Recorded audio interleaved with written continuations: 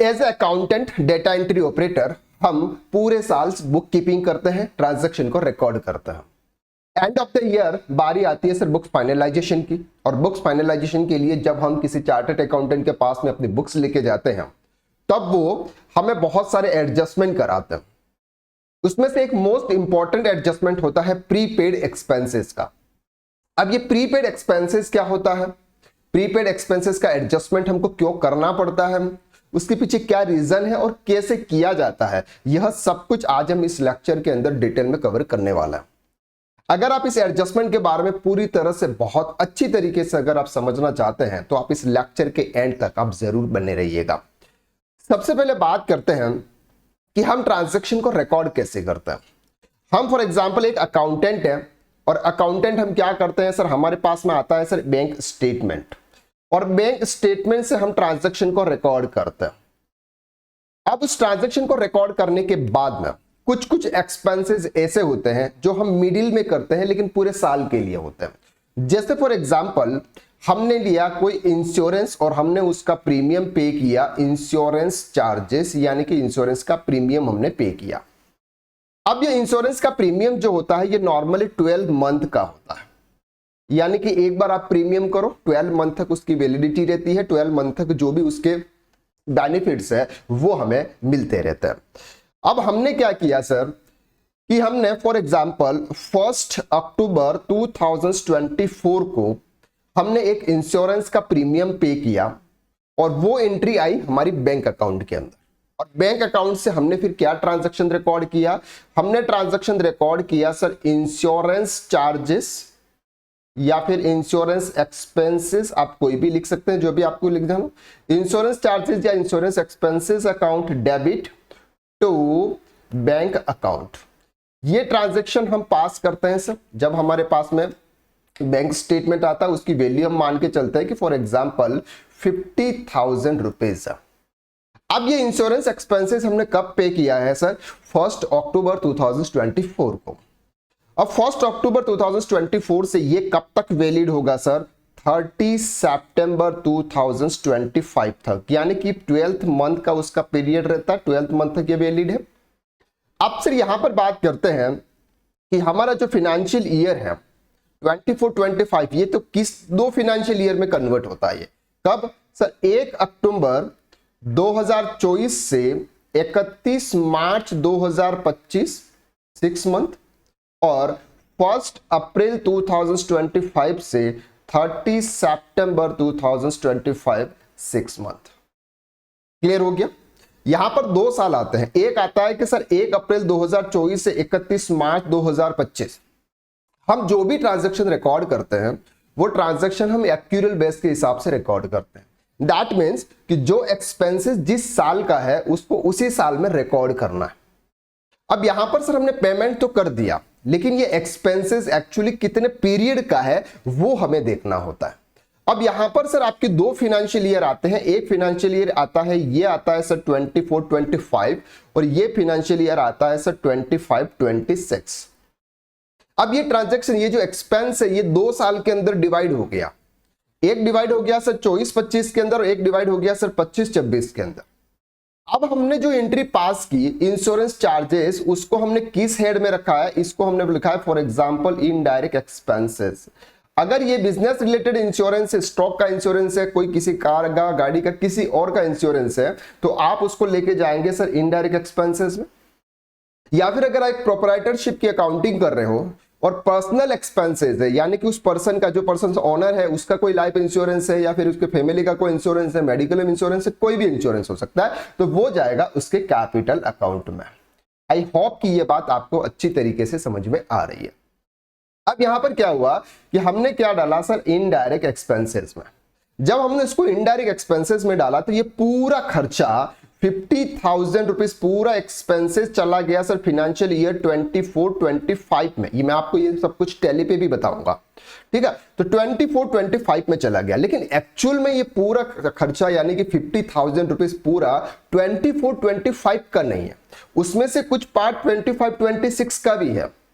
तो उसके लिए हमको क्या करना पड़ेगा, उसके लिए हमको थोड़ा जो खर्चा है वो हमें नेक्स्ट ईयर कैरी फॉरवर्ड करना पड़ेगा।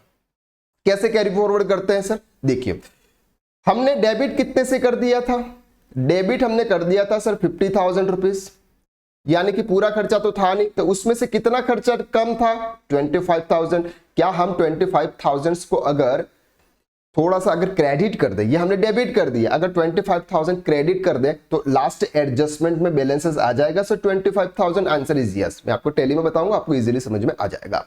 तो उसके लिए हमको क्या करना होता है, 31 मार्च 2025 को 31 मार्च 2025 को एंड ऑफ द ईयर हमको एक एडजस्टमेंट एंट्री पास करनी पड़ती है। कौन सी एंट्री पास करनी पड़ती है सर, एडजस्टमेंट एंट्री। अब ये एडजस्टमेंट एंट्री कैसे पास होती है, देखिए हमको क्या करना है, एक्सपेंसेस को हमने क्या कर दिया था, ज्यादा डेबिट कर दिया। कितने से कर दिया था, 25,000 से। अगर हम उसको क्रेडिट कर देते हैं तो 25,000 का नेट फिगर आ जाएगा। चलो तो हम क्या करते हैं, to insurance expenses, to insurance expenses 25,000, जो लेजर आपने पहले डेबिट किया था उसी को आपको क्रेडिट करना है। अब सर बात करते हैं डेबिट किसको करना है, तो डेबिट में आपको लिखना है प्रीपेड इंश्योरेंस, प्रीपेड इंश्योरेंस, या फिर जो भी आपका एक्सपेंसेस लिखना चाहते हो लिखना चाहते हो 25,000। अब ये प्रीपेड इंश्योरेंस जो होता है इसका जो हेड होता है वो होता है सर करंट एसेट, यानी कि हमने क्या किया सर, एडवांस में जमा करा दिया है अगले साल का, तो ये अब कहां चला जाएगा, हमारी बैलेंस शीट में। और ये क्या हो जाएगा, 25,000 हमने क्रेडिट कर दिया, जिससे हमारा जो नेट फिगर चला जाएगा पीएनएल के अंदर वो चला जाएगा सर 25,000 का।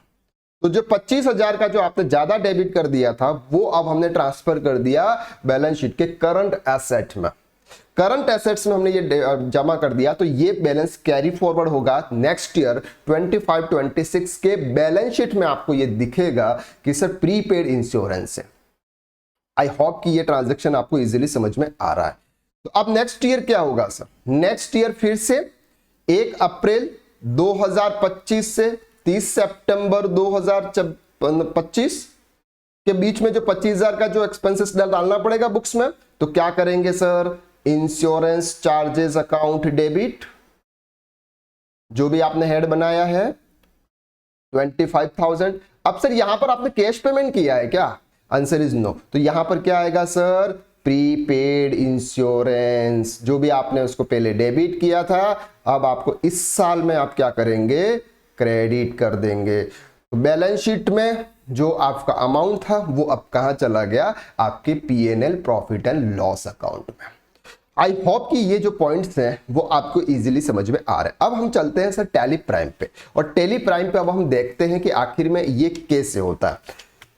टैली प्राइम पर आप यहां पर आराम से समझिएगा, ये हमारा टैली प्राइम है और हम एक ट्रांजैक्शन को फॉर एग्जांपल रिकॉर्ड करते हैं एंड ऑफ द ईयर 30 सितंबर 2024 को।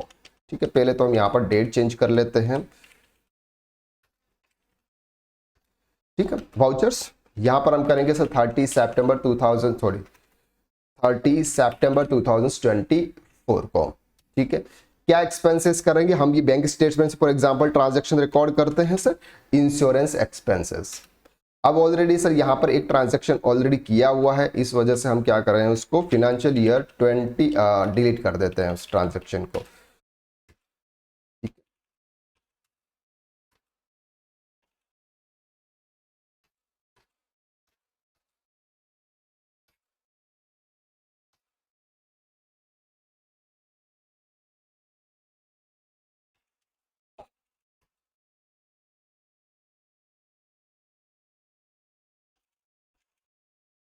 ये प्रैक्टिस पॉइंट ऑफ व्यू से किया था, इस वजह से शायद आपको यहाँ चलिए। तो अब हम क्या करते हैं सर, एक ट्रांजैक्शन हम यहाँ पे रिकॉर्ड करते हैं। कब रिकॉर्ड करते हैं सर, 30 सितंबर 1 अक्टूबर 2024 को। ये हमने ट्रांजैक्शन हम रिकॉर्ड कर रहे हैं, कहां से कर रहे हैं, बैंक स्टेटमेंट से। क्या करेंगे sir, insurance expenses account debit 50,000 to जो भी आपकी बैंक होगी, जिस बैंक से आपका अमाउंट क्रेडिट हुआ डेबिट हुआ होगा, गया होगा, वहां से आपको क्या करना है, ये पेमेंट कर लेना है। ठीक है, आपके अकाउंट से क्रेडिट होता है, बैंक अकाउंट से डेबिट होता है, जो भी है। तो आपने क्या कर दिया सर, क्रेडिट कर दिया, बैंक अकाउंट से पेमेंट चला गया। तो यहां पर हमने उसको ट्रांजैक्शन को रिकॉर्ड कर दिया। अब हम अपनी बुक्स में देखते हैं, यानी पीएनएल में देखते हैं। तो पीएनएल में क्या आता है सर, यहां पर आप देखेंगे तो ये आ गया सर इंश्योरेंस एक्सपेंसेस। कितना आ गया, पूरा 50,000। लेकिन एक्चुअल में ये 50,000 थोड़ी है इस साल का, इस साल का तो 25,000 ही है, क्योंकि 1 अक्टूबर से लेके 31 मार्च तक। तो हमें क्या करना है sir, end of the year 31 मार्च को हम क्या करेंगे, उसको एक एडजस्टमेंट करेंगे। तो 31 मार्च 2025 और ये पास करेंगे हम जेवी। अब क्या करेंगे, प्रीपेड इंश्योरेंस। तो प्रीपेड इंश्योरेंस का आपको एक लेजर्स क्रिएट करना है और उस लेजर्स का आपको हेड रखना है करंट एसेट। क्लियर। तो करंट एसेट आपने उसका हेड रख दिया और प्रीपेड इंश्योरेंस का आपने एक लेजर्स क्रिएट किया। फिर आपको वो एंट्री करना, अमाउंट डालना है 25,000 और इंश्योरेंस एक्सपेंस को आपको क्रेडिट करना है, क्योंकि जब ने 25,000 ज्यादा डेबिट कर दिया था, इसलिए 25,000 को वापस हम क्रेडिट करेंगे। और यहां पर आपको जो भी नरेशन लिखना है वो आप नरेशन लिख सकते हैं ताकि आपको बाद में याद रहे। तो अब आप देखेंगे इनकम एक्सपेंसेस में, यहां पर सर आपका इनडायरेक्ट एक्सपेंसेस में दिख रहा है इंश्योरेंस एक्सपेंसेस 25,000। जितना एक्सपेंसेस मुझे जितने पीरियड का था उतने पीरियड का मैंने यहां पर पोस्ट कर दिया। और बाकी के 25,000 कहां पे ट्रांसफर हो गए सर, बैलेंस शीट्स में। आप करंट एसेट्स में जाएंगे तो यहां पर ये आपको दिख रहा है प्रीपेड इंश्योरेंस। अब बात करते हैं कि अगर हम 25-26 की बात करेंगे, आप यहां पे 25-26 फाइनेंशियल ईयर, यहां पर डेट चेंज कर लेते हैं और 1 अप्रैल 2025 से 31/3/2026 ये बात करें। अब आप देखेंगे इनकम एंड एक्सपेंडिचर के अंदर यहां पर आपके इनडायरेक्ट एक्सपेंसेस में, अच्छा ये भी प्रीवियस में एंट्री की थी इसलिए आपको यहां पे दिख रही है।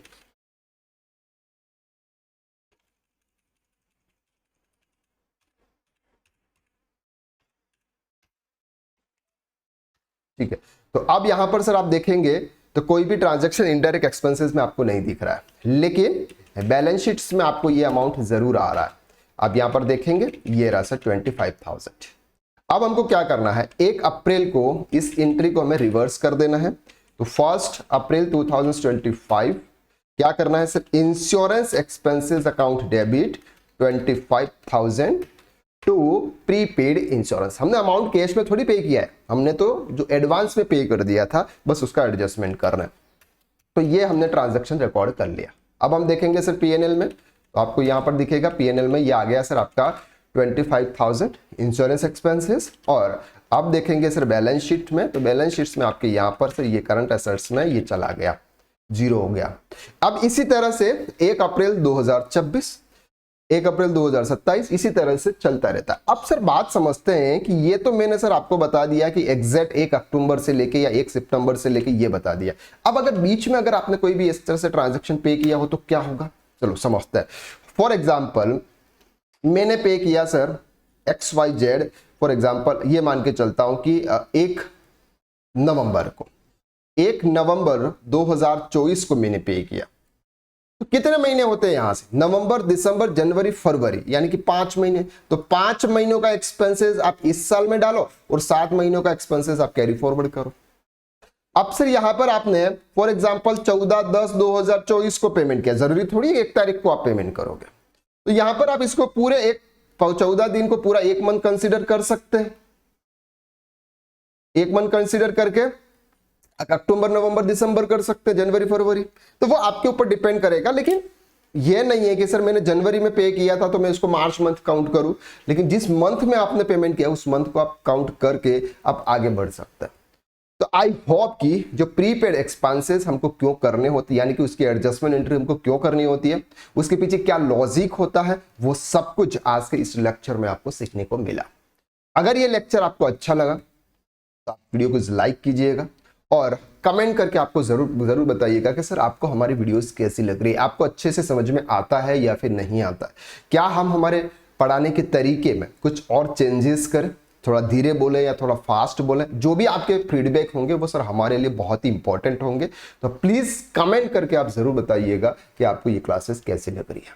अगर आप अभी तक हमारे इस चैनल पर नए हैं तो प्लीज सब्सक्राइब कर दीजिएगा, क्योंकि सर इसके लिए कोई पैसे नहीं लगते, लेकिन प्रॉपर तरीके से आपको यहाँ पे नॉलेज मिलेगा। तो आज के लिए बस इतना, नेक्स्ट वीडियो में हम फिर मुलाकात करते हैं। तब तक के लिए thank you so much, bye bye. हंसते रहिए, मुस्कुराते रहिए, KSR एकेडमी के यूट्यूब चैनल के वीडियोस को आप देखते रहिए। So thank you so much.